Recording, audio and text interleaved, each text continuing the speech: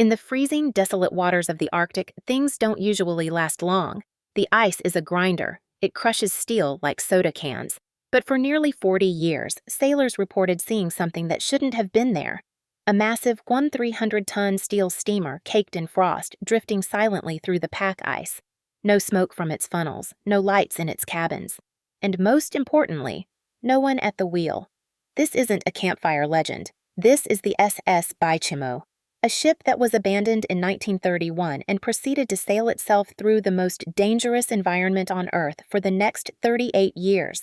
Today, we're diving into the greatest maritime mystery of the 20th century. The SS Baychimo was no fragile boat. Built in 1914, she was a state-of-the-art steel cargo steamer used by the Hudson's Bay Company to trade pelts and supplies with Inuit communities in northern Canada.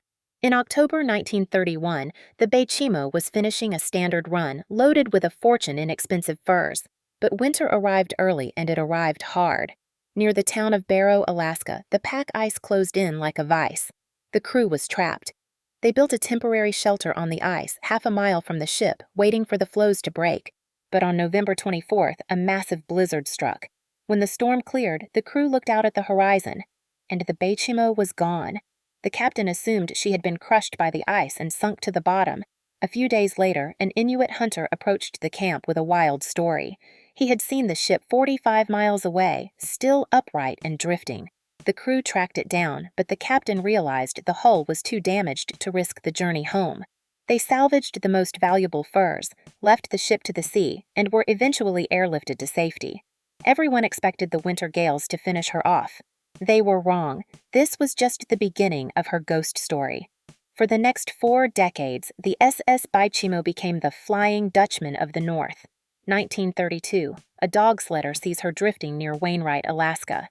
1933, a group of explorers actually boards her. They find the tea sets still on the tables, but a massive storm traps them on the ghost ship for 10 days before they can escape. 1939, another ship tries to salvage her, but the massive ice floes protect the Baychimo like a bodyguard, forcing the rescuers to retreat. Think about that. No maintenance, no fuel, no crew to steer away from rocks or icebergs. Yet, the Baychimo navigated the Northwest Passage better than ships with full crews. The sightings continued through the 40s, 50s, and 60s. The last confirmed sighting was in 1969, 38 years after she was abandoned. An Inuit group found her frozen in a pack of ice in the Beaufort Sea. By the time they returned with equipment to investigate, she had vanished again. In 2006, the Alaskan government officially began a project to find the ship. They used sonar, satellite data, and deep-sea divers.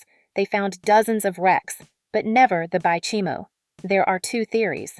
1. The steel hull finally gave way, and she's resting in a silent grave under miles of ice. 2. The Baychimo is still out there, in a part of the Arctic so remote and so cold that no human has seen her in 50 years. She is a reminder that sometimes the things we build take on a life of their own. A Keta 1,000-ton ghost sailing through the eternal night. What do you think?